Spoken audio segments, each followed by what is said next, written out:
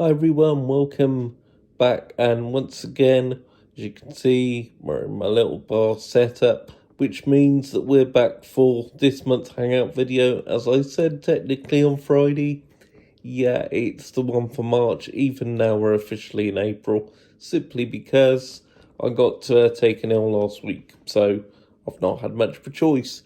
Before we get into your comments and questions and all the other good stuff about this month's content that we've been enjoying, I want to thank every single one of you, both that watches now, that's watched in the past, and anyone that comes along in the future, because last week I had a YouTube milestone, which for me is big.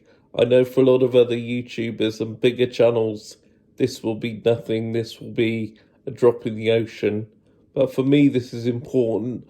We hit last week 40,000 views, which I know in the context maybe of the duration of time that the channel's been going on, you might not think that's not very much. But for me, it's significant because it takes a lot more hard work and passion for me to do this than perhaps some, because of my extra challenges, shall we say, physically, that I have in my life to do stuff. So I want to thank each and every one of you from the bottom of my heart for helping me achieve that, and as we go on into the future, achieving far more bigger goals.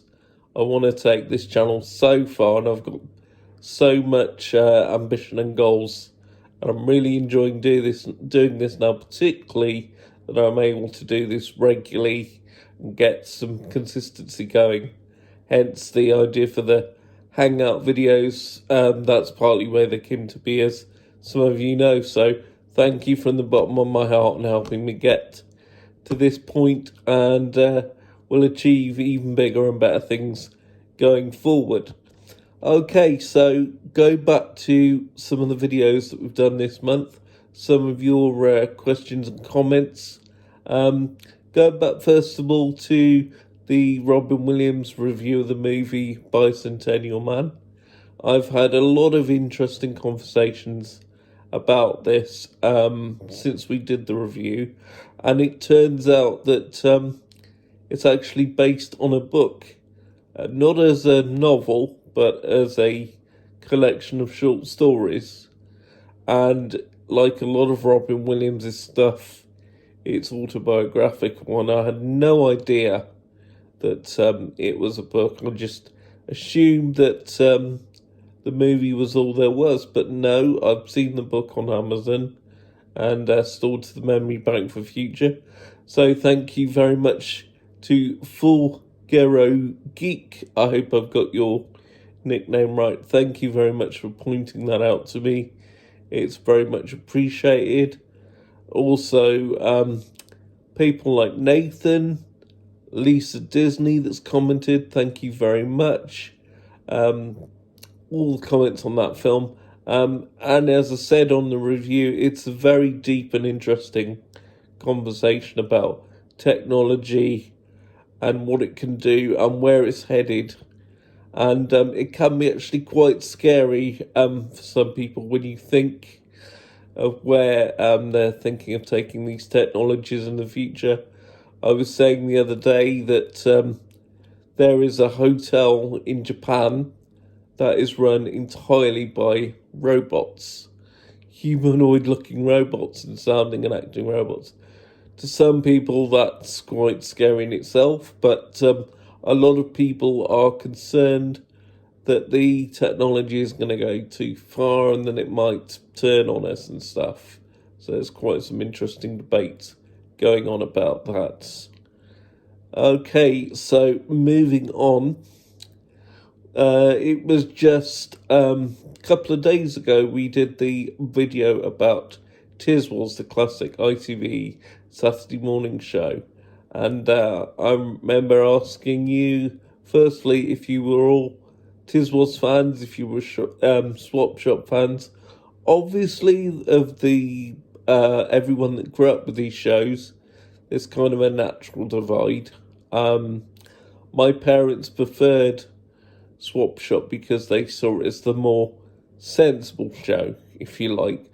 And I remember when I was very small that I would go to our neighbours next door when we lived in Howard Close, before we moved to our main house.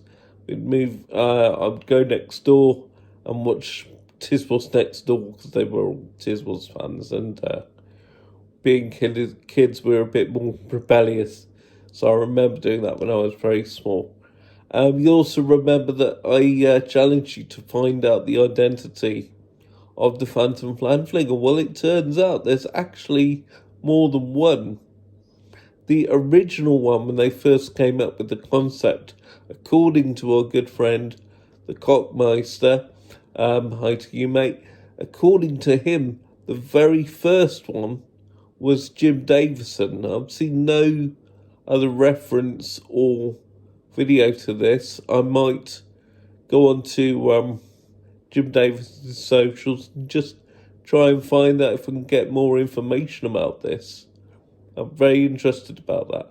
But the main guy that had the role of the Phantom Flanflinger through most of the series when Tiswas was at the height of its popularity was actually a guy called Benjamin Benny Mills. And I found that out thanks to Lisa Clark. Thank you very much, Lisa, for filling me in on that. She found that through a newspaper article for Birmingham Live, so their website, and also through an article. And I did, through one of their articles, I did get in touch with the original reporter of the article because he had a photo of Benny as he was much older. This article was taken, I believe, 2010, 2012, so it was quite a few number of years ago. Obviously, wanting to be clear of copyright and stuff, I got in touch with the newspaper and report because despite the duration of time since it was written and everything, I didn't want to fall foul of copyright, even though there's the fair use clause and everything else. So I got in touch with the newspaper, I got in touch with the reporter that wrote the original article. Unfortunately, I didn't hear back from either of them. So I cannot, unfortunately, even though I personally have the links to it, I'm not going to be showing you the article or the picture of Benny or his family himself. But at the time of the article, he'd actually, after Tiswas, he left and became a cab driver, which is quite a change of pace. And he was saying in the article that Chris Tarrant, who was also the exec producer on the show, used to tell him who he could flan, when, etc. And there were a couple of exceptions. Apparently, he wasn't allowed to do it to Cliff Richard because at the time he wore contact lenses, and also Sally James was allowed to keep pretty clean and tidy for most of the time, which is why you had that infamous episode clip where Chris faked a load of viewers' letters saying that they wanted her to be flanned and everything, and she was not only covered in custard pie and buckets of water, but everything from baked beans to semolina. They really went from it. She ended up in a complete total mess.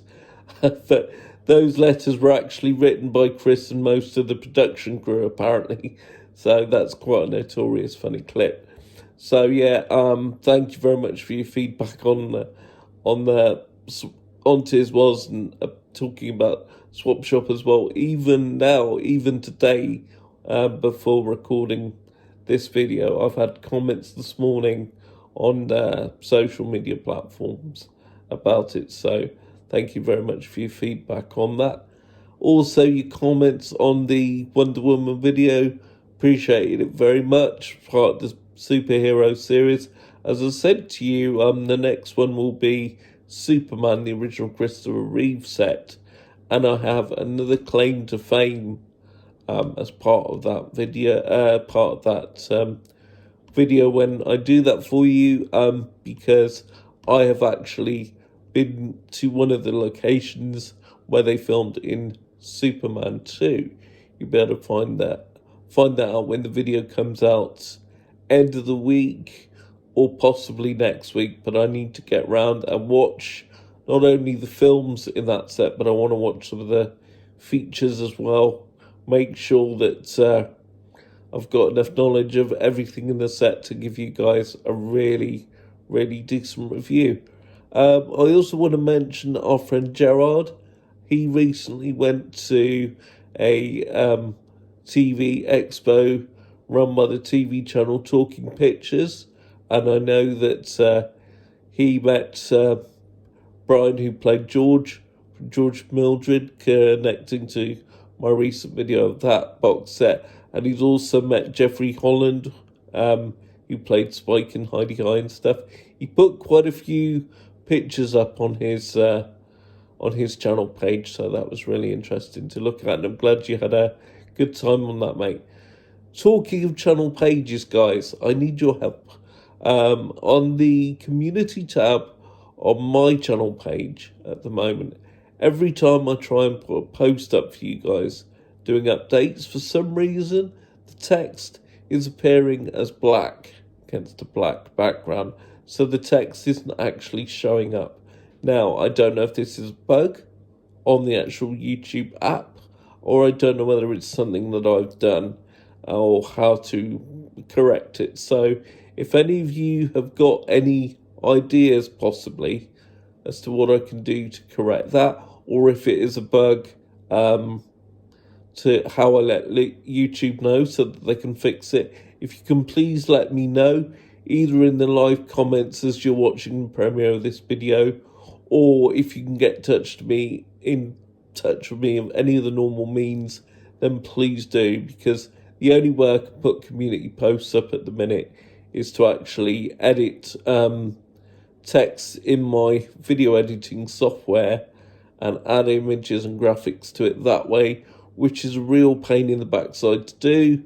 And obviously it's important for me having access to the community tab, because it's one of the ways where I let you know what's going on with the channel and all the rest of it. So I need proper access to that. So if anyone can please help me on that one, why black text is showing up on black background, please let me know. I really appreciate that. As far as what else is coming up on the channel, as well as the Superman set, I've also got the George and Mildred movie I mentioned when we did the box set review of the TV series. That's coming up soon. Also got the box set of the TV comedy series The Good Life I want to do for you guys. Also, I've got some more children's classic box sets, Mr. Men and Wombles, which I put off, particularly on the Mr. Men set, for the whole thing about, is it going to cause problems gender-wise and all the rest of it. But I don't want to focus on that so much. I want to focus on the quality of the series and how brilliant the characters are and everything. And just so that people that remember the original Mr. Men can enjoy looking back at some of those episodes that were based on the books, of course. So with all that being said, thank you very much again for all your support and continued interaction. That's what makes this so fun to do, and gives the channel the boost that it needs. And I'm proud to call each and every one of you friends. Thank you very much for all the support you give. I will be back with you all on Friday as normal, 6 o'clock, and I will let you know one way or the other, whether it's through Twitter or whether it's through another short video or the community tab if we can get it fixed. I will let you know in the next couple of days as to which review or video I'm going to do for you on Friday, because I've got so many options at the moment that I am slightly undecided I may also actually do No Time to Die, the most recent Bond film, because I've had a request for that. In fact, Jess will do No Time to Die. We'll do that on Friday at 6 o'clock. So look forward to that with me, and I'll join you then. In the meantime, guys, have a good rest of the weekend. Have a great few days, and I'll catch you on Friday. See you later.